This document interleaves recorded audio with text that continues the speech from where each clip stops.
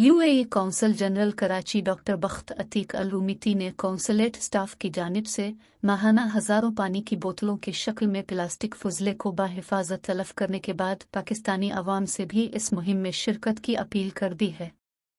Consul general का कहना है कि पाकिस्तान में हर साल मौसमियाती तब्दीलियों के बाइस आने वाली कुदरती आफात से कीमती इंसानी जानों और अमलाक का नुकसान अफसोसनाक है।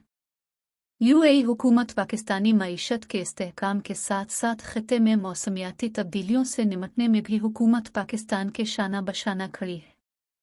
उन्होंने पाकिस्तान में सरकारी, निजी और कारपोरेट इदारों समेत तालीमी इदारों से अपील की है कि वो न सिर्फ खुद बल्कि बच्चों और नौजवानों में भी माहौलियाती आगाही के सिलसिले में अपना किरदार अदा करें।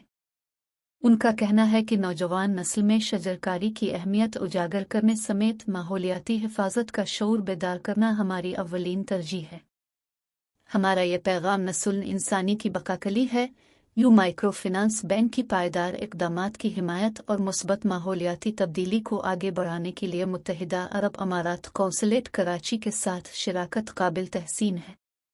यूएई में मुनक़िद हालिया कॉप 28 कॉन्फ्रेंस में दुनिया भर ने मौसमियाती तब्दीलियों का मुकाबला करने के लिए अटीग यूएई के इक़दामात को सराहा है।